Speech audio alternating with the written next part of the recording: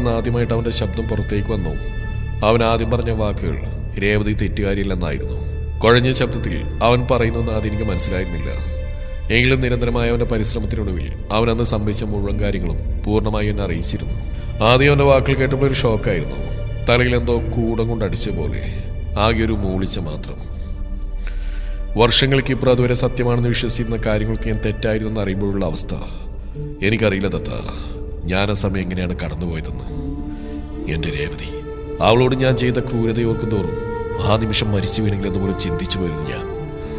സൂര്യൻ പറഞ്ഞുകൊണ്ട് ജനലിലൂടെ പുറത്തേക്ക് നോക്കി നിന്നു.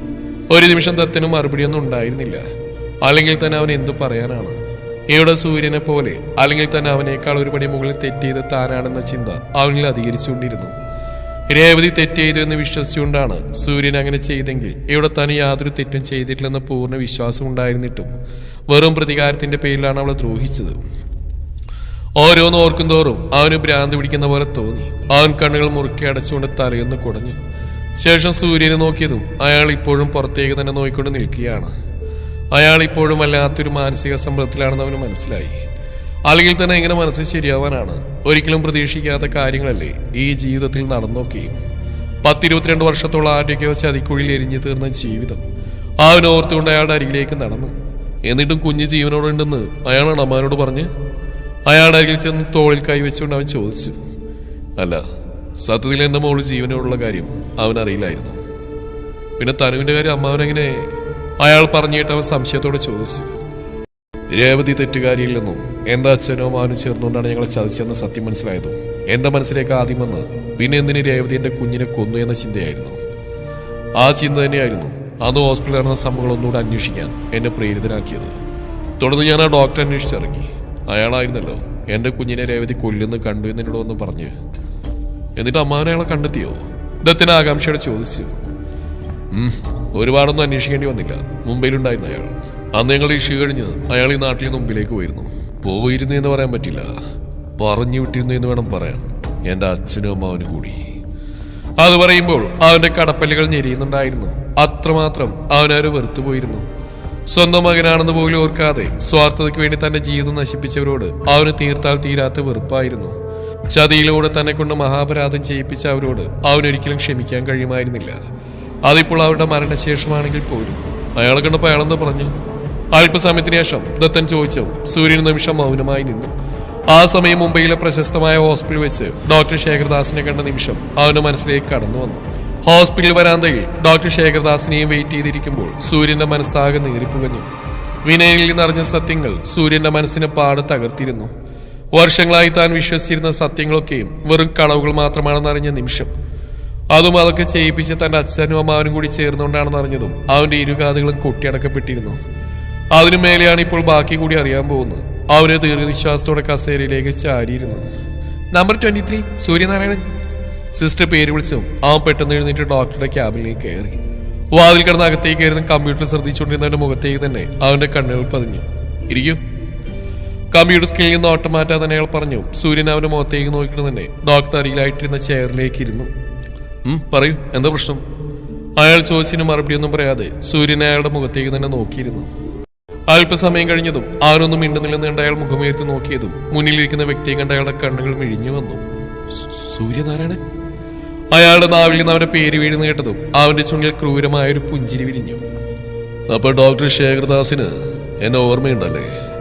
ഞാൻ കരുതി വർഷങ്ങൾ ഇത്രയായില്ലേ, മറന്നിട്ടുണ്ടാവുമെന്ന്. സൂര്യൻ പുച്ഛം കലർന്ന സ്വരത്തിൽ പറഞ്ഞു. അയാൾ അവനെ നോക്കി ഉമിനീരിറക്കി. നെറ്റിയിൽ വിയർപ്പ് പൊടിഞ്ഞതും അയാൾ ടേബിളിൽ നിന്ന് കർച്ചീഫ് എടുത്ത് മുഖം തുടച്ചു. എന്താണ് ശേഖർ, ഈ AC-ലാകെ വിയർക്കുന്നുണ്ടല്ലോ?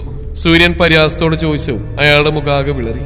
അപ്പൊ ശേഖർ, വർഷങ്ങൾക്ക് ശേഷം ഞാൻ തന്നെ കാണാമെന്ന് എന്തിനാണെന്ന് തനിക്ക് മനസ്സിലായി കാണുമല്ലോ. സൂര്യൻ കാൽമേൽ കാല് വെറ്റിച്ചുകൊണ്ട് ചോദിച്ചു. അയാളുടെ മുഖത്ത് ഭയം നിറഞ്ഞു. അപ്പൊ പറഞ്ഞു. ആര് പറഞ്ഞിട്ടായിരുന്നു? താനെന്ന് എൻ്റെ കുഞ്ഞിനെ രേവതി കൊന്നുകളഞ്ഞു എന്ന് എന്നോട് വന്ന് നുണ പറഞ്ഞു. സൂര്യന്റെ ചോദ്യം കേട്ടത് ഒരു നിമിഷം അയാളൊന്ന് പകച്ചുപോയി. സത്യങ്ങളെല്ലാവരും അറിഞ്ഞു എന്ന് അയാൾക്ക് മനസ്സിലായി. അത് സാർ, ഞാൻ... അയാളെന്തോ പറയാൻ തുടങ്ങിയതും അവൻ കൈയുയർത്തി അയാളെ തടഞ്ഞു. എൻ്റെ ചോദ്യത്തിനുള്ള ഉത്തരം മാത്രം, അത് മാത്രം മതി. വെറുതെ നുണ പറഞ്ഞ് രക്ഷപ്പെടാമെന്ന് വിചാരിക്കണ്ട. ആ നിമിഷം അവന്റെ മുഖത്തേക്ക് നോക്കിയ ശേഖറിന് ഇനിയും സത്യം പറഞ്ഞില്ലെങ്കിൽ അവളിൽ നിന്ന് രക്ഷപ്പെടാൻ കഴിയില്ലെന്ന് ഉറപ്പായി. അയാൾ ദീർഘശ്വാസം എടുത്തുകൊണ്ട് പറയാൻ തുടങ്ങി. അത് സർ, നിങ്ങളുടെ അച്ഛനും അമ്മാനും കൂടി ചേർന്ന് പറഞ്ഞിട്ടാ ഞാനത് അങ്ങനെ ഒന്നോടെ നിങ്ങളോട് പറഞ്ഞു. മാത്രമല്ല, നിങ്ങളുടെ കുഞ്ഞിനെ മാറ്റി മരിച്ചുപോയ കുഞ്ഞിനോട് കിടത്തിയതും നിങ്ങളുടെ അച്ഛൻ തന്നെയാ. അയാൾ പറഞ്ഞു കേട്ടവൻ ഞെട്ടലോട് അവനെ മുഖത്തേക്ക് നോക്കി. സൂര്യനെയും രേവതിയും പിരിക്കാനായി നാരായണവർമ്മയും ഗോവിന്ദവർമ്മയും ചെയ്ത ദ്രോഹങ്ങൾ മാത്രമേ അവൻ വിനയിൽ നിന്ന് അറിഞ്ഞിട്ടുള്ളൂ. ഇപ്പോൾ തന്നെ കുഞ്ഞ് മരിച്ചു പോയിട്ടില്ലെന്ന വാർത്ത അവന് വല്ലാത്തൊരു നടുക്കം സൃഷ്ടിച്ചു. വാട്ട്? താനെന്ത് പറഞ്ഞ്? അവൻ ചാടി എണീറ്റുകൊണ്ട് ശേഖരന്റെ കഴുത്തിൽ കുത്തിപ്പിടിച്ചു. എന്റെ കുഞ്ഞിനെ മാറ്റി മരിച്ചുപോയ കുഞ്ഞിനെ കിടത്തിയെന്നോ? അപ്പൊ ശരിക്കും മരിച്ചുപോയ കുഞ്ഞ് ആരുടെയാ? അത് നായിന്റെ പോലെ. സൂര്യൻ അവന്റെ കഴുത്തിന് കുത്തിപ്പിടിച്ചുകൊണ്ട് പറഞ്ഞു. അയാൾ ഭയത്തോടെ നടന്ന സംഭവങ്ങളെല്ലാം അവനെ നോക്കി വിളിച്ചു പറഞ്ഞു. ഒരു നിമിഷം അയാളുടെ വാക്കുകൾ കേട്ട് സൂര്യന്റെ കണ്ണുകൾ വിടർന്നു. കത്തിക്കൊണ്ടിരുന്ന നെഞ്ചിലൊരു തുള്ളി തണുത്ത വെള്ളം വീണ പോലെ ഒരു പ്രതീതി. അപ്പൊ എന്റെ കുഞ്ഞ് അവളിപ്പോഴും? അതെ അതെ സർ, ആ കുട്ടി ഇപ്പോഴും ജീവനോടെ ഉണ്ട്. ആ പെൺകുട്ടിയുടെ ചേച്ചിയുടെ മകളായിട്ടാ ആ കുട്ടി ഇപ്പോൾ വളരുന്നത്. ശേഖരന്റെ വാക്കുകൾ കേട്ട് പറഞ്ഞറിയിക്കാനാവാത്ത വിധം ഭാവങ്ങൾ അവനിൽ തെളിഞ്ഞു. എന്റെ കുഞ്ഞ്, എന്റെ കുഞ്ഞ് എന്ന് മാത്രം അവന്റെ ഉള്ളം മന്ത്രിച്ചുകൊണ്ടിരുന്നു. പെട്ടെന്ന് അവന്റെ മുഖം മാറി. ഞരമ്പുകളാകെ വലിഞ്ഞു മുറുകി. കണ്ണുകളിൽ ചുവപ്പുരാശി പടർന്നു. പന്ന നായിന്റെ മോനെ, നീയൊക്കെ കാരണം എന്റെ കുഞ്ഞൊത്തുള്ള 22 വർഷങ്ങൾ എനിക്ക് നഷ്ടമായത്. എന്റെ പെണ്ണിനെ. അവന് സങ്കടം സഹിക്കാൻ കഴിയുന്നുണ്ടായിരുന്നില്ല. വെറുമൊരു തെറ്റിദ്ധാരണയുടെ പേരിൽ തനിക്ക് എത്ര വർഷങ്ങളാണ് നഷ്ടമായിരിക്കുന്നത്. താനും തന്റെ പെണ്ണും തങ്ങളുടെ കുഞ്ഞുമായിട്ടുള്ള മനോഹരമായ എത്രയെത്ര നിമിഷങ്ങളാണ് ഇല്ലാതായിരിക്കുന്നത്. ഓർക്കുന്നവരും അവന് ഭ്രാന്ത് പിടിക്കുന്ന പോലെ തോന്നി. അവൻ ദേഷ്യത്തോടെ ശേഖരന്റെ മുഖത്തേക്ക് ആഞ്ഞടിച്ചു. അയാളെ തലങ്ങും വിലങ്ങും തള്ളി. ഒടുവിൽ അയാളെ ചുരുട്ടിക്കൂട്ടിയൊരു മൂലയിലേക്ക് തള്ളി. ആ നിമിഷം അവിടുന്ന് ഇറങ്ങുമ്പോൾ എത്രയും പെട്ടെന്ന് തന്റെ പെണ്ണിന്റെയും കുഞ്ഞിന്റെയും അരികിലേക്ക് ഓടിയെത്തണമെന്ന ചിന്ത മാത്രമേ അവനിൽ നിറഞ്ഞിരുന്നുള്ളൂ. ദത്തിനോടെല്ലാം പറഞ്ഞു കഴിഞ്ഞതും സൂര്യന് നെടുവീർപ്പോടെ പുറത്തേക്ക് നോക്കി നിന്നു. ആ നിമിഷം ദത്തിന് മറുപടിയൊന്നും ഉണ്ടായിരുന്നില്ല.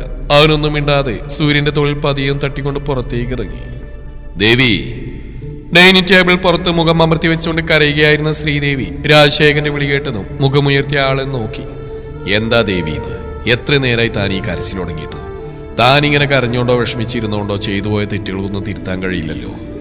അയാൾ പറഞ്ഞിട്ട് അവരയാളെ ദയനീയമായി നോക്കി. ഞാൻ എന്തൊരു പാപിയല്ലേ രാജേട്ട. ഇത്രയും നാളും സ്വന്തം കുഞ്ഞാണെന്ന് അറിയാതെ അവള് ഞാൻ എന്തെല്ലാം പറഞ്ഞു, എത്രമാത്രം ദ്രോഹിച്ചു. ദൈവം പൊറുക്കില്ല എന്നോട്. സങ്കടത്തോടെ അവർ പറയുന്ന കേട്ട് രാജശേഖരൻ അവരുടെ കയ്യിൽ അമർത്തിപ്പിടിച്ചു. പോട്ടെ, സാരമില്ല. ഇനി അതിനെ കുറിച്ചൊന്നും പറഞ്ഞിട്ട് കാര്യമില്ല. താൻ ആദ്യം മുഖക്കൊന്ന് കഴുകിയിട്ട് വാ. നമുക്ക് ആദ്യം സൂര്യനെ ഒന്ന് കാണാം. വന്നിട്ട് അവൻ ഇതുവരെ നമ്മളൊന്നും കണ്ടില്ലല്ലോ. വർഷങ്ങൾക്ക് ശേഷം കാണുന്നതല്ലേ. അയാൾ പറഞ്ഞതും ശ്രീദേവി ഇരുകൈകൾ കൊണ്ട് മുഖം അമർത്തി തുടച്ചുകൊണ്ട് പതിയെ എഴുന്നേറ്റു. ആ നിമിഷമാണ് കിച്ചണിൽ നിന്നും ഒരു ട്രേയിൽ എല്ലാവർക്കുമുള്ള കോഫിയുമായി രാജേശ്വരി അങ്ങോട്ടേക്ക് വന്നു. അവരെ കണ്ടതും ശ്രീദേവി എഴുന്നേറ്റ് അവിടെ അരികിലേക്ക് വന്നു.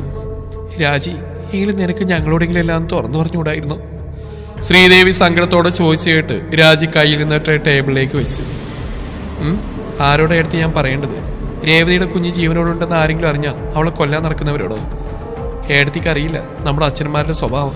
കൊല്ലുമെന്ന് പറഞ്ഞാൽ കൊന്നിരിക്കും. അത്രയ്ക്ക് ദുഷ്ടന്മാരായിരുന്നു. സ്വന്തം സ്വാർത്ഥയ്ക്ക് വേണ്ടി ആരെയും കൊല്ലാൻ മടിയില്ലാത്ത ദുഷ്ടന്മാര്. രാജേശ്വരി കടപ്പല്ലേരിച്ചുകൊണ്ട് പറഞ്ഞു. സത്യത്തിൽ എനിക്ക് ഭയം തന്നെയായിരുന്നു. എപ്പോഴെങ്കിലും സത്യം ആരെങ്കിലും അറിഞ്ഞ് അവരുടെ ജീവൻ എന്തെങ്കിലും ആപത്ത് സംഭവിക്കുമെന്ന് ഓർത്ത് ഓരോ നിമിഷവും ഭയന്നായിരുന്നു ഞാൻ കഴിഞ്ഞിരുന്നത്. അതുകൊണ്ട് തന്നെയാ പിന്നീട് അവരെ കുറിച്ചൊന്ന് അന്വേഷിക്കാൻ പോലും ഞാൻ ശ്രമിക്കാതിരുന്നത്. ആയിക്കോട്ടെ, നീ പറഞ്ഞതിനെല്ലാം നിനക്കൊരു ന്യായം ഉണ്ടായിരുന്നു രാജി. അച്ഛനെയും അമ്മാവിനെയും ഭയന്നുകൊണ്ടാണ് നീ എല്ലാം മറച്ചു വെച്ചത്, സമ്മതിച്ചു. പക്ഷേ രാജി, അവരുടെ മരണശേഷമെങ്കിലും നിനക്ക് ഞങ്ങളോടെല്ലാം പറയായിരുന്നില്ലേ? ഒക്കെ പോട്ടെ, ദത്തൻ അവളിവിടെ കൊണ്ടിട്ട് കൊല്ലാകൊല്ല ചെയ്യാണെന്ന് അറിയായിരുന്നിട്ടും നീ എന്തുകൊണ്ട് ഇതൊന്നും പറഞ്ഞില്ല? ഒരു പക്ഷെ അപ്പോഴെങ്കിലും സത്യം പറഞ്ഞിരുന്നെങ്കിൽ ഇവിടെ ആ കുഞ്ഞിന് ഇത്രയും ദ്രോഹം അനുഭവിക്കേണ്ടി വരുമായിരുന്നോ? രാജേശ്വരിയുടെ വാക്കുകൾക്ക് മറുപടി എന്ന പോലെ രാജശേഖരൻ പറഞ്ഞു. അവരൊന്ന് പുച്ഛിച്ചിരിച്ചു. അതിന് ഞാനെപ്പോഴായിട്ട് തനുമോളെ വിവാഹം ചെയ്തതിന്റെ പിന്നിൽ ദത്തന്റെ ശരിക്കുള്ള ഉദ്ദേശം അറിയുന്നത്. നിങ്ങൾ ആരെങ്കിലും അവന്റെ യഥാർത്ഥ ഉദ്ദേശം എന്നോട് പറഞ്ഞിരുന്നോ? ദത്തൻ അവളെ പ്രണയിക്കുന്നതെന്നായിരുന്നു അവൻ എന്നോട് പറഞ്ഞു. അവന്റെ ഉദ്ദേശം ആദ്യമേ അറിഞ്ഞിരുന്നെങ്കിൽ ഒരിക്കലും ഞാൻ അവനെ കൊണ്ട് അവളെ വിവാഹം കഴിപ്പിക്കാൻ സമ്മതിക്കില്ലായിരുന്നു. പിന്നെ ഈ വിവാഹം നടന്ന എന്റെ കുഞ്ഞെന്റെ അരികിലേക്ക് തന്നെ വരില്ലെന്ന് എന്റെ കുറച്ച് സ്വാർത്ഥതയുണ്ടായിരുന്നു. രാജേശ്വരി പറഞ്ഞു കേട്ട് രാജശേഖരന്റെ മുഖം കുനിഞ്ഞു. ശരിയാ, അവളോട് പറയാതെ തന്നെ ഈ വിവാഹം നടത്തിയത്. അപ്പച്ചി ഒന്നും അറിയുന്നത് ദത്തൻ ആദ്യമേ തന്നെ ശടിച്ചിരുന്നു. വിവാഹത്തിന് ശേഷം എപ്പോഴാണ് അവൾ സത്യങ്ങളെല്ലാം അറിയുന്നത്. അതിനുശേഷം അവൾ ദത്തനെ പൂർണ്ണമായിട്ടും അവഗണിക്കുന്നത്. തനുവിനെ കൊണ്ട് പ്രതികരിക്കാൻ പഠിപ്പിച്ചും അവള് തന്നെയാ. അയാളൊരു നെടുവീർപ്പോടെ ഓർത്തു. പിന്നെ ഏട്ടൻ ചോദിച്ച പോലെ അച്ഛൻ്റെയും അമ്മാവിൻ്റെയും മരണശേഷമെങ്കിലും നിങ്ങളോട് പറഞ്ഞുകൂടായിരുന്നോ എന്ന്. സത്യത്തിൽ അപ്പോഴും എനിക്ക് ഭയം തന്നെയായിരുന്നു. അച്ഛൻ്റെ അമ്മാവിൻ്റെ ഒരിക്കലും പ്രതീക്ഷിക്കാത്ത അങ്ങനെ മുഖം കണ്ടുകൊണ്ട് തന്നെ സത്യങ്ങൾ അറിയുമ്പോൾ ഏട്ടനെ അടുത്തേക്ക് എങ്ങനെയായിരിക്കും പ്രതികരിക്കുക എന്ന് എനിക്കറിയില്ലായിരുന്നു. കാരണം എൻ്റെയും സൂര്യൻ്റെയും വിവാഹം നിങ്ങൾ ഒരുപാട് ആഗ്രഹിച്ചിരുന്ന ആണല്ലോ. രാജേശ്വരി പറഞ്ഞപ്പോൾ ആർക്കും അത് ശരി തന്നെയാണെന്ന് തോന്നി.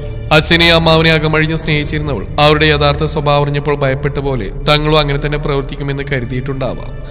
അയാൾ ഓർത്തുകൊണ്ട് ടേബിളിന്റെ പുറത്ത് കൈമുട്ട് താങ്ങി തലകുനിച്ചിരുന്നു. ഇനി അതിനെക്കുറിച്ചൊന്നും പറഞ്ഞിട്ട് കാര്യമില്ല ഏട്ടാ. ഒരു തരത്തിലല്ലെങ്കിൽ മറ്റു തരത്തിൽ നമ്മുടെ കുടുംബത്തിലുള്ള എല്ലാവരും അവരുടെ ദ്രോഹം മാത്രമേ ചെയ്തിട്ടുള്ളൂ. ഓരോരുത്തരും ഓരോ രീതിയിലാണെന്ന് മാത്രം. ഇനി അതിനുള്ള പരിഹാരം എന്താണെന്ന് വെച്ചാൽ ചെയ്യുക. അത് മാത്രമേ ഉള്ളൂ ഇനിയൊരു മാർഗം. ആൾ പറഞ്ഞുകൊണ്ട് ട്രേയിൽ നിന്ന് 2 കപ്പ് കോഫി എടുത്ത് അവരുടെ മുന്നിലേക്ക് വെച്ചു കൊടുത്തു. കുടിച്ചൊന്ന് റിലാക്സ് ആയ ശേഷം പോയി സൂര്യനെ കാണും. വർഷങ്ങൾക്ക് ശേഷം കാണുന്നല്ലേ, ഒരുപാട് പറയാനുണ്ടാവും. അവർ പറഞ്ഞുകൊണ്ട് ട്രേയിൽ ബാക്കിയുണ്ടായിരുന്ന കോഫി എടുത്തുകൊണ്ട് തിരിഞ്ഞടന്നു. അതേ നിമിഷം തന്നെയാണ് മുറിയിൽ നിന്ന് ദത്തൻ പുറത്തേക്ക് ഇറങ്ങി വന്ന് രാജേശ്വരി അവനെ കണ്ടു. അവന്റെ അരികിലേക്ക് ചെന്നു. ദത്ത, തനിമോളി രേവതി എവിടെ? അവരെന്റെ മുറിയിലുണ്ടപ്പച്ചി. നീ മോളോട് എന്തെങ്കിലും സംസാരിച്ചോ? എന്നിട്ട് മോൾ എന്ത് പറഞ്ഞു? ഒന്നും മിണ്ടിയില്ല. അവൻ പറഞ്ഞു കേട്ട് അവിടെ നെറ്റി വിളിഞ്ഞു.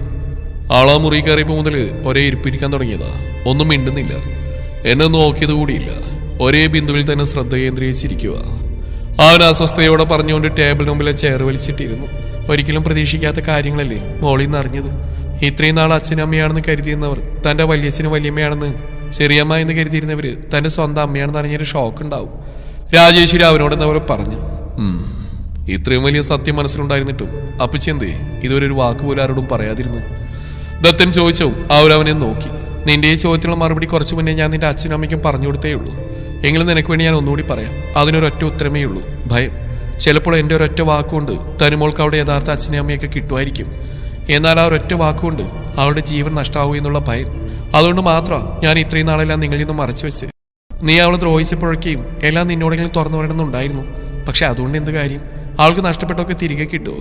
അവൾ അനുഭവിച്ചൊക്കെ ഇല്ലാതാവോ? അതുകൊണ്ട് അവളെ കുറച്ചുകൂടി ബോൾഡായിട്ട് പെരുമാറാൻ ഞാൻ പഠിപ്പിച്ചു. അവർ പറഞ്ഞു. ദത്തന് സംശയത്തോടെ അവരെ നോക്കി. നീ ഒരുപാട് ചിന്തിച്ച് ഉത്തരം കിട്ടാതെ പോയൊരു ചോദ്യമല്ലേ നിന്റെ ഉപദ്രവങ്ങളെല്ലാം സഹിച്ചു നിന്ന തനുശ്രീ എന്ന പെണ്ണ് ഒരൊറ്റ ദിവസം കൊണ്ട് എങ്ങനെ നിന്നെ എതിർത്ത് സംസാരിക്കാൻ തുടങ്ങിയെന്ന്. അവളുടെ അനുവാദമില്ലാതെ അവളുടെ ദേഹത്തോടാൻ ശ്രമിച്ച് നിന്റെ തല തല്ലിപ്പൊട്ടിച്ചു. നീ പറയുന്ന അനാവശ്യങ്ങൾക്കെല്ലാം കുറിക്കൊള്ളുന്ന മറുപടി തന്നെ അവൾ തന്നു. അതൊക്കെ എങ്ങനെ സംഭവിച്ചെന്ന് നീ ഒരുപാട് തവണ ആലോചിച്ചിട്ടില്ലേ? അതൊക്കെ ഞാൻ അവൾക്ക് പറഞ്ഞു കൊടുത്ത മോട്ടിവേഷന്റെ ഫലമാണ്. ചുണ്ടിന്റെ കോണിൽ ഒളിപ്പിച്ചു വെച്ച ചിരിയോട് അവർ പറഞ്ഞു. അവൻ അത്ഭുതത്തോടെ അവരെ നോക്കി. രാജശേഖരനെയും ശ്രീദേവിയുടെയും മുഖത്ത് അതേ അത്ഭുതം തന്നെയായിരുന്നു. ദത്തന്റെ മുഖത്ത് അത്ഭുതം മാറി പതിയെ ഒരു പുഞ്ചിരി വിളന്നു. അവന് മനസ്സിലേക്ക് തന്നെ ആദ്യമായി എതിർത്ത് സംസാരിക്കാൻ തനുവിന്റെ മുഖം കടന്നു വന്നു. അവളുടെ അനുവാദമില്ലാതെ അവളുടെ ദേഹത്തോട്ടത്തിന് ഫ്ലവർ വേസ് എടുത്ത് തന്റെ തല അടിച്ചു പൊട്ടിച്ച തനുവിന്റെ മുഖം തെളിഞ്ഞു വന്നു. ഓരോ തവണയും താൻ അവളോട് മോശമായി പെരുമാറുമ്പോൾ അതിനൊക്കെ തക്കതായ മറുപടി തന്നെ തിരിച്ചിരുന്ന പെണ്ണ്.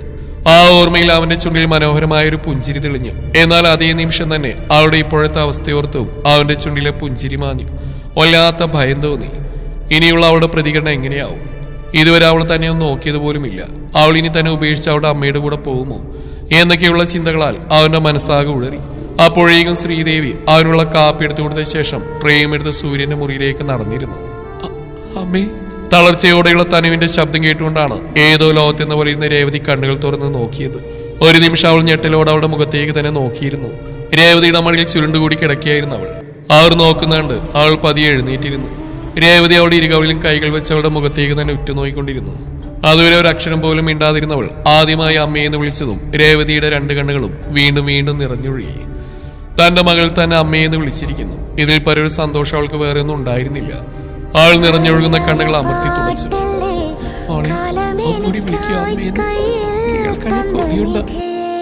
രേവതി യാചനയോടെ ചോദിച്ചു. തനുവിന്റെയും കണ്ണുകൾ നിറഞ്ഞൊഴുകി. അതുവരെ നിർവികാരതയോടെ ഇരുന്നവളുടെ ഉള്ളിൽ സങ്കടം എന്ന വികാരം അലയടിച്ചു. അമ്മേ. അവൾ കണ്ണുകൾ നിറച്ചുകൊണ്ട് ഇറച്ചയോടെ വീണ്ടും വിളിച്ചു. അവളുടെ അമ്മയെന്ന വിളി രേവതി കരഞ്ഞുപോയി. അവൾ നിറഞ്ഞ മനസ്സോടെ തന്നെ തനുവിനെ മുറുകെ കെട്ടിപ്പിടിച്ചു. അമ്മയുടെ പൊന്നുമോളെ. ആരവളെ മുറുകെ പോണതുകൊണ്ട് കരഞ്ഞു. തനുവിന്റെയും കണ്ണുകൾ നിറഞ്ഞൊഴുകി. ഒന്നും മിണ്ടാനാവാതെ പരസ്പരം ഉറ്റുനോയിക്കൊണ്ട് മൗനമായി അവർ അങ്ങനെ തന്നെ കുറച്ച് സമയം. അമ്മ. ആ മൗനത്തെ ഭേദിച്ചുകൊണ്ട് തനു തന്നെയാണ് ആദ്യം ശബ്ദിച്ചത്. എന്താ മോളെ? ആ ഒരു ഇടർച്ചയോടെ ചോദിച്ചു. അമ്മയ്ക്ക് അദ്ദേഹത്തോട് ക്ഷമിക്കാൻ കഴിയോ? ഒരു നിമിഷം അവളുടെ വാക്കുകൾ കേട്ടതും രേവതി കണ്ണുകളൊന്നും മുറുക്കി അടച്ചു തുറന്നു. അവൾ ആരെക്കുറിച്ചാണ് ചോദിക്കുന്നത് അവർക്ക് മനസ്സിലായിരുന്നു. പ്രണയത്തിലും ദാമ്പത്യ ജീവിതത്തിലും പ്രധാനമായിട്ട് വേണ്ടത് വിശ്വാസമാണ് മോളെ. അതില്ലെങ്കിൽ പിന്നെ മറ്റെന്തുണ്ടായിട്ടും കാര്യമില്ല. അന്ന് അദ്ദേഹം എന്നെ ഒന്ന് കേൾക്കാനെങ്കിലും ശ്രമിച്ചിരുന്നെങ്കിൽ ഇന്ന് നമുക്കിങ്ങനൊരു വിധി ഉണ്ടാവില്ലായിരുന്നു. ഇനി അതെല്ലാം മറക്കാൻ കഴിഞ്ഞാലും എൻ്റെ മകളെ എനിക്ക് നഷ്ടപ്പെട്ട് ഞാനെങ്ങനെ മറക്കും? മറ്റെന്തൊക്കെ ക്ഷമിച്ചാലും നീ എന്നൊരു നഷ്ടം മാത്രം എനിക്ക് ക്ഷമിക്കാൻ കഴിയില്ല മോളെ. നീണ്ട 22 വർഷങ്ങൾ നിന്നെ എന്നിൽ നിന്ന് അകറ്റിർത്തിയത് ആരൊക്കെയാണെങ്കിലും അവരോടൊന്ന് പൊറുക്കാൻ എനിക്ക് കഴിയില്ല. ഉറച്ച ശബ്ദത്തിൽ അവർ പറഞ്ഞതും തനു അവരെ നോക്കി പതിയൊന്ന് പുഞ്ചിരിച്ചു. മോളോട് അമ്മ ഒരു കാര്യം പറയട്ടെ, മോളത് അനുസരിക്കുമോ? അവർ ചോദിച്ചതും അവൾ എന്താണെന്ന രീതിയിൽ അവരെ നോക്കി. മോള് അമ്മയുടെ കൂടെ വരുമോ? നമുക്കിവിടെ വേണ്ട മോളെ. ഇവിടെയുള്ളവരെല്ലാവരും ചതിയന്മാരാ. ഒരു തരത്തിൽ അല്ലെങ്കിൽ മറ്റൊരു തരത്തിൽ അവർ ചതിക്കും. നമുക്ക് നമ്മുടെ വീട്ടിലേക്ക് പോകാം. അവിടെ നമ്മൾ മാത്രം മതി. നേരത്തേതുപോലെ നമ്മൾ 3 പേരും മാത്രം, അമ്മയും മോളും പിന്നെ നമ്മുടെ കുഞ്ഞും. പിന്നെയുള്ള വ്യത്യാസം എന്തെന്നാ, നേരത്തെ നമ്മൾ ചിറ്റയും മോളും ആയിരുന്നെങ്കിൽ ഇനി മുതൽ നമ്മൾ അമ്മയും മോളും അല്ലേ? അവർ പ്രതീക്ഷയോടെ പറഞ്ഞു. അവളൊന്നും മിണ്ടാതെ അവരുടെ നെഞ്ചിലേക്ക് മുഖം അമർത്തി പതുങ്ങിക്കിടന്നു. മുറിയിലെ ജനലിലൂടെ പുറത്തേക്ക് നോക്കിക്കൊണ്ടിരുന്ന സൂര്യന്റെ മനസ്സ് ആകെ അസ്വസ്ഥമായി കൊണ്ടിരുന്നു. രേവതിയുടെ പ്രവൃത്തി തന്നെയായിരുന്നു അതിന് കാരണം. താൻ സ്നേഹിച്ച, തന്നെ ജീവനെ പോലെ സ്നേഹിച്ചിരുന്ന തന്റെ പഴയ രേവതിയില്ലാതെന്ന് അവന് ഇതിനോടൊന്നും തന്നെ മനസ്സിലായിരുന്നു.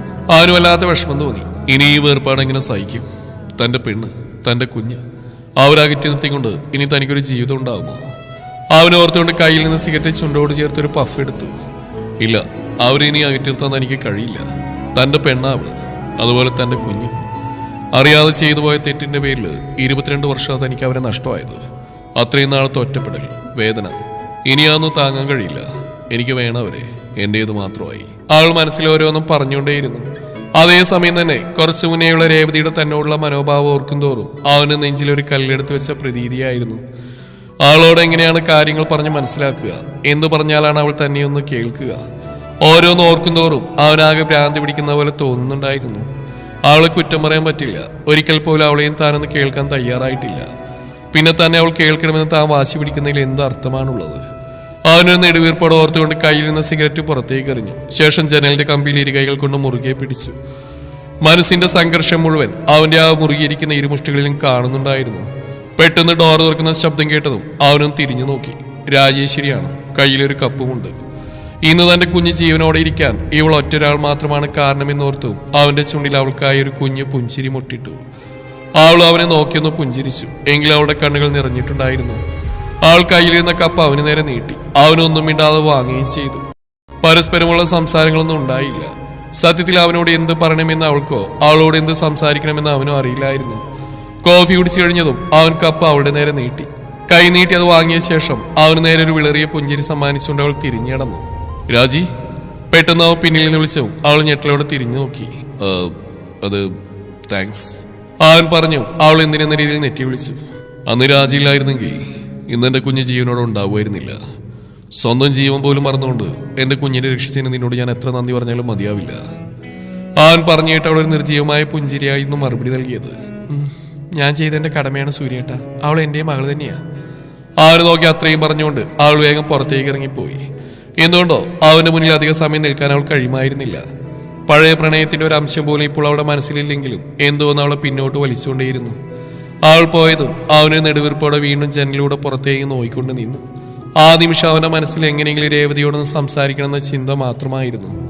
വാതിലാരോ ശക്തിയായി തുറക്കുന്ന ശബ്ദം കേട്ടുകൊണ്ടാണ് മേശമേൽ തലവെച്ചെടുക്കായിരുന്ന ഗൗരി ഞെട്ടലോടെ കണ്ണുകൾ വലിച്ചു തുറന്നത്. മുന്നിൽ അഗ്നിയെരിയുന്ന കണ്ണുകളുമായി തന്റെ അരികിലേക്ക് നടന്നു വരുന്ന വിഷ്ണുവിനെ കണ്ട് അവളൊന്ന് പതറി. വിഷ്ണുവേട്ടാ? അവളെന്തോ പറയാൻ തുടങ്ങിയതും അവന്റെ വലങ്കൈ അവളുടെ കവിളിൽ ശക്തമായി ആഞ്ഞു പതിച്ചു. അവളൊരു സൈഡിലേക്ക് വീഴാൻ പോയതും അവൻ മറുകൈ കൊണ്ട് അവളെ താങ്ങി പിടിച്ചു. വിഷ്ണുവേട്ടാ, ഞാൻ... മിണ്ടരുത് നീ!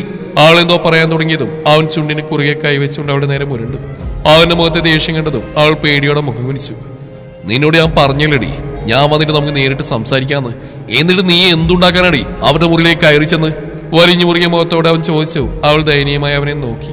വിഷ്ണുവേട്ടാ, ഞാൻ മനഃപൂർവ്വമല്ല. ദത്തേട്ടൻ്റെ കൂടെ വിഷ്ണുവേട്ടൻ ഉണ്ടാവുന്ന കരുതി കാത്തിരുന്ന ഞാൻ. പക്ഷെ പെട്ടെന്ന് വിഷ്ണുവേട്ടൻ വരാതിരുന്നപ്പോൾ എനിക്ക് വല്ലാത്ത ദേഷ്യവും സങ്കടമൊക്കെ തോന്നിപ്പോയി. അതാ ഞാൻ ദത്തേട്ടനോട് സംസാരിക്കാനായിട്ട് അവരുടെ മുറിയിലേക്ക് പോയത്. പക്ഷെ അവിടെ അപ്പോൾ തനുണ്ടാവുമെന്നോ അവൾ എന്നോട് മോശമായിട്ട് ബിഹേവ് ചെയ്യുന്നത് ഞാൻ കരുതിയിരുന്നില്ല. എന്നോടെന്തോ ദേഷ്യമുള്ള പോലെയായിരുന്നു ആ സമയം ആ കുട്ടി സംസാരിച്ച്. ആൾ പറഞ്ഞു കേട്ട് അവൻ അവളിൽ നിന്ന് അകന്നു മാറിക്കൊണ്ട് അടുത്തിരുന്ന ചെയറിലേക്ക് ഇരുന്നു. ഗൗരി അവന്റെ അരികിൽ നിലത്തായി വന്നിരുന്നു. അവന്റെ മടിയിൽ മുഖാമർത്തി വെച്ച് കിടന്നു. സോറി വിഷ്ണുവേട്ടാ, തനു അങ്ങനെയൊക്കെ പറഞ്ഞപ്പോൾ എനിക്ക് വല്ലാത്ത ദേഷ്യം തോന്നി. അതിൻ്റെ കൂടെ വിഷ്ണുവേട്ടനെ കാണാത്ത വിഷമം എല്ലാം കൂടെ ആയപ്പോൾ കൈവിട്ടു പോയി. കണ്ണീരോട് അവൾ പറഞ്ഞു. വിഷ്ണുവിന്റെ കൈത്തൽ അവളുടെ നെറുകിൽ തലോടിപ്പോയി. ഓട്ടെ, സാരമില്ല, ഇതിങ്ങനെ കഴിയണമെന്നായിരിക്കും വിധി. എന്തായാലും സത്യങ്ങളെല്ലാം അറിഞ്ഞോടുകൂടി ഇനി ദേവിയാനി തനുവിനെ ഉപദ്രവിക്കാൻ നിർത്തുമല്ലോ. അവനൊരു ദീർഘനിശ്വാസത്തോടെ പറഞ്ഞു. അവൾ മറുപടിയൊന്നും പറയാതെ അവന്റെ മടിയിൽ അങ്ങനെ തന്നെ കിടന്നു. സോറി മോളെ, പെട്ടെന്ന് ഈയുടെ ദേഷ്യത്തിൽ എനിക്ക് കൺട്രോൾ ചെയ്യാൻ പറ്റിയില്ല. അതാ ഞാൻ നിന്നെ തള്ളിപ്പോയത്. ആൻ പറഞ്ഞു കേട്ടവളുടെ ചുണ്ടിന്റെ മുകളിൽ ചിരി വിടുന്നു. അവൾ കണ്ണുകൾ മുറുക്കി അടച്ചുകൊണ്ട് അങ്ങനെ തന്നെ കിടന്നു. ഒരു നിമിഷം അവളുടെ മുഖത്തേക്ക് തന്നെ അവൻ നോക്കിയിരുന്നു പോയി. കവിൾ അമർത്തി വെച്ച് കിടക്കുന്നതുകൊണ്ട് തന്നെ അവളുടെ മുഖത്തിന്റെ ഒരു ഭാഗം മൊത്തം അവന് കാണാമായിരുന്നു. എന്നാൽ അവൾ അവനെ നോക്കുക പോലും ചെയ്യുന്നുണ്ടായിരുന്നില്ല. കണ്ണുകൾ മുറുക്കി അടച്ച് കിടക്കുകയാണ്. അവൻ തന്റെ കൈവിരലുകൾ പതിഞ്ഞ് അവളുടെ കവിളിലൂടെ വിരലോടിച്ചു. ഗൗരി, എന്തിനാ വിഷ്ണുവേട്ട എന്നെ വിട്ടിട്ട് പോയത്? എന്തോ പറയാൻ തുടങ്ങിയ വിഷ്ണുവിന്റെ വാക്കുകളെ തടഞ്ഞുകൊണ്ട് അവളുടെ ശബ്ദം മുഴങ്ങി കേട്ടു. ഒരു നിമിഷം അവളുടെ ചോദ്യത്തിന് അവന് മറുപടി ഉണ്ടായിരുന്നില്ല. അവൻ അവളുടെ മുഖത്തേക്ക് തന്നെ നോക്കിയിരുന്നു. ഈ ജന്മവും ഇനിയുള്ള 7 ജന്മത്തിലും ഈ ഗൗരിയുടെ ജീവിതത്തിൽ വിഷ്ണുവേട്ടല്ലാതെ മറ്റാരും ഉണ്ടാവില്ലെന്ന് അറിയാമായിരുന്നിട്ടും ബാക്കി പറയാൻ കഴിയാതെ അവൾ അവന്റെ മടിയിൽ കിടന്ന് വിങ്ങിക്കരഞ്ഞു. ഗൗരി, മോളെ സോറി. ഒന്നും മനഃപൂർവ്വമായിരുന്നില്ല. എന്തോ ഒരു ഭയമായിരുന്നു എനിക്ക്. കോടീശ്വരനായ മോഹൻകുമാറിന്റെ മകളെ മോഹിക്കാൻ മാത്രമുള്ള അർഹതയൊന്നും ഒരു പട്ടാളക്കാരന്റെ മകനായ എനിക്കില്ലെന്ന് കരുതി. അവൻ പറഞ്ഞിട്ട് അവൾ മുഖമുയർത്തി അവനെ നോക്കി. പ്രണയിച്ചു തുടങ്ങിയ സമയത്തൊന്നും അങ്ങനെ ഒരു ചിന്ത മനസ്സിലേക്ക് വന്നില്ലായിരുന്നു. അന്ന് ഞാൻ കോടീശ്വരനായ മോഹൻകുമാറിന്റെ മകൾ തന്നെയായിരുന്നു. വിഷ്ണുവേട്ടൻ വെറൊരു പട്ടാളക്കാരന്റെ മകനും. അവൾ ദേഷ്യത്തോടെ പറഞ്ഞു. അവനവളെ പിടിച്ചെഴുന്നേൽപ്പിച്ചുകൊണ്ട് തന്നെ മടിയിലേക്ക് ഇരുത്തി. സോറി മോളെ, എന്നോട് ക്ഷമിക്കടി.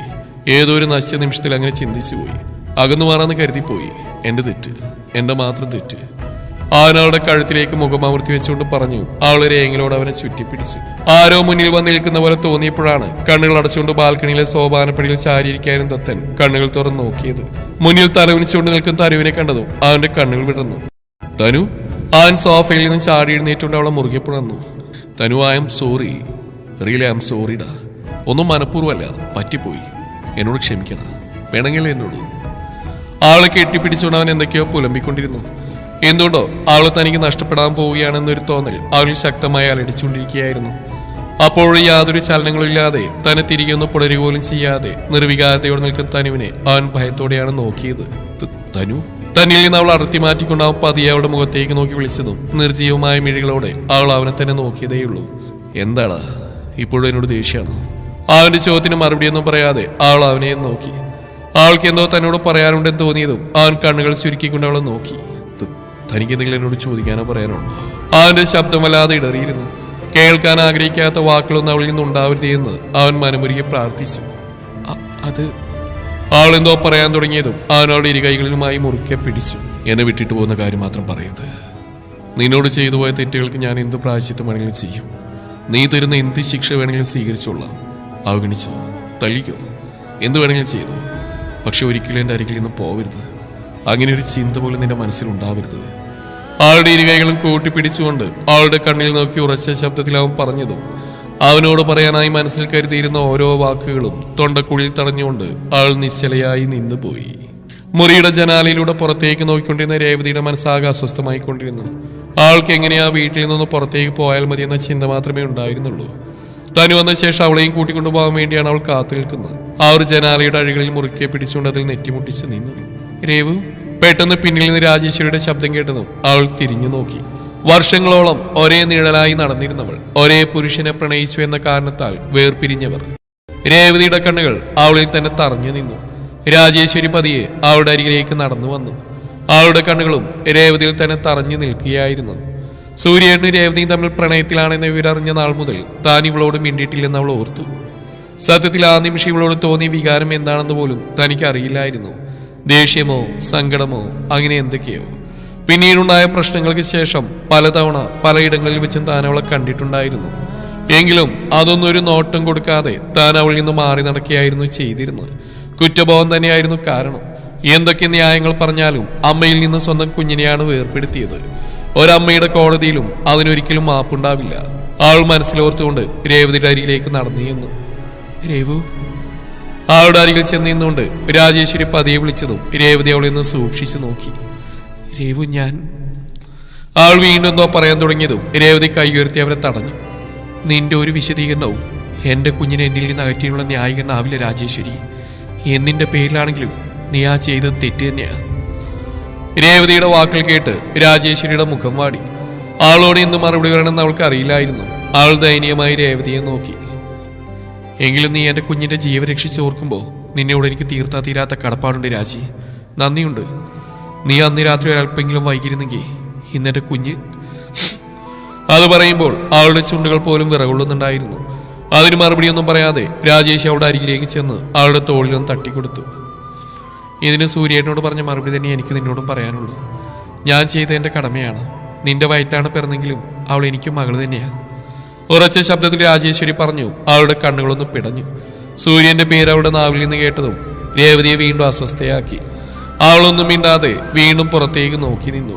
രേവു, ഞാനൊരു കാര്യം പറയാൻ നീ അനുവദിക്കുമോ? ഒരു മുഖവരെ എന്നോണം രാജി അവളെ നോക്കിക്കൊണ്ട് ചോദിച്ചു. വേണ്ട രാജി, നീ പറയാൻ പോകുന്നത് എന്താണെന്ന് എനിക്കറിയാം. അതൊരടഞ്ഞ അധ്യായം മാത്രമാണ്. ഇനി അതിലേക്ക് ഒരു തിരിച്ചുപോക്ക് എനിക്കൊരിക്കലും ഉണ്ടാവില്ല.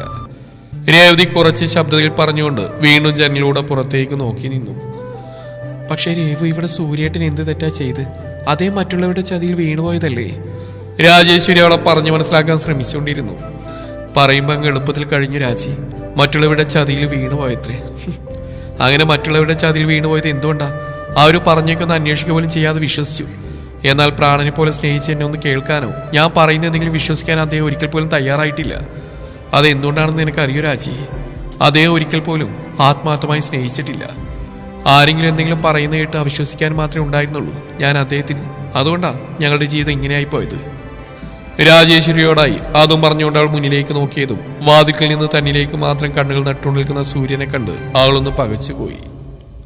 ഇതേ സമയം ദത്തന്റെ വാക്കുകൾ കേട്ട് പകച്ചിരുന്ന തനു ഒരു നിമിഷം അവനോട് എന്ത് മറുപടി ആണെന്നറിയാതെ അറിഞ്ഞു പോയി. അവനോട് എതിർത്ത് പറയണമെന്നുണ്ടെങ്കിലും തൊണ്ടക്കുഴിയിൽ നിന്നൊരു വാക്കുപോലും പുറത്തേക്ക് വരാത്ത പോലെ അവൾ ഒരു നിമിഷം അവനെ തന്നെ നോക്കി നിന്നു. പെട്ടെന്ന് അവളുടെ മനസ്സിലേക്ക് രേവതിയുടെ മുഖം കടന്നു വന്നു. അവളുടെ കണ്ണുനീര്, അവളുടെ ദയനീയാവസ്ഥ എല്ലാം ഒരു തിരശീലയിൽ എന്ന പോലെ തനുവിന്റെ കൺമുമ്പിൽ തെളിഞ്ഞു വന്നു. അമ്മ, തൻ്റെ അമ്മ, ആരുടെയൊക്കെയോ കൊടും ക്രൂരതയാൽ സ്വന്തം ജീവിതം തന്നെ നഷ്ടപ്പെട്ട തൻ്റെ സ്വന്തം അമ്മ. ഇനിയും തൻ്റെ അമ്മയെ വേദനയുടെ ലോകത്തേക്ക് വിട്ടുകൊടുക്കാൻ അവൾക്ക് കഴിയുമായിരുന്നില്ല. എനിക്ക് എൻ്റെ അമ്മ മതി, അമ്മയ്ക്ക് ഞാനും. അവൾ മനസ്സിൽ ദൃഢനിശ്ചയം എടുത്തുകൊണ്ട് ദത്തന്റെ മുഖത്തേക്ക് നോക്കി. എനിക്ക് പോണം, എൻ്റെ അമ്മയുടെ കൂടെ എനിക്ക് പോണം. അവന്റെ മുഖത്തേക്ക് നോക്കി ഉറച്ച ശബ്ദത്തിൽ അവൾ പറഞ്ഞു. ഒരു നിമിഷം അവന്റെ ഉള്ളിൽ അവളുടെ വാക്കുകളിൽ നടുക്ക് തന്നെ സൃഷ്ടിച്ചു. തനു, മോളെ നീ എന്താ ഈ പറയുന്നത്? എന്നെ വിട്ട് പോവാൻ നിനക്കാവോ? അവൻ അവളുടെ ഇരുകാവുളിലും കൈകൾ ചേർത്ത് വെച്ചുകൊണ്ട് ചോദിച്ചു. ഒരു നിമിഷം അവൾ അവന്റെ ദയനീയതയാർന്ന മുഖത്തേക്ക് തന്നെ നോയിക്കൊണ്ട് നിന്നു. ശേഷം പതിയെ തന്റെ കവിളിരുന്ന് അവന്റെ കൈകൾ എടുത്തു മാറ്റി. എൻ്റെ അമ്മയ്ക്ക് ഞാനേ ഉള്ളൂ. ഒന്നിന്റെ പേരിലും ഇനിയും ആ പാവത്തിനെ വേദനിപ്പിക്കാൻ എനിക്ക് കഴിയില്ല. അവന്റെ മുഖത്തേക്ക് നോക്കാതെ തിരിഞ്ഞുകൊണ്ട് അവൾ പറഞ്ഞു. അവൻ പിന്നിൽ നിന്ന് അവളെ മുറുകെ പുണർന്നു. ഇല്ല, ഞാൻ വിടില്ല. നിന്നെ എങ്ങോട്ടും ഞാൻ വിടില്ല. നിന്റെ മാത്രമല്ല, നിന്റെ അമ്മയെയും. നിങ്ങൾ രണ്ടുപേരും ഇവിടെ വേണം. പ്ലീസ് തനു, പോലെടാ. അവളുടെ കഴുത്തിൽ മുഖം പൂഴ്ത്തിയുന്നുകൊണ്ട് അവൻ വാശിയോടെയും അപേക്ഷയോടെയും പറഞ്ഞു. ഒരു നിമിഷം അവൾ കണ്ണുകൾ അടച്ചുകൊണ്ട് അങ്ങനെ തന്നെ നിന്ന ശേഷം പെട്ടെന്ന് അവനിൽ നിന്ന് കുതിരി മാറി. എന്നെ വിടുതത്തേട്ട, എനിക്ക് പോകണം. എനിക്ക് എൻ്റെ അമ്മയുടെ കൂടെ പോയേ പറ്റൂ.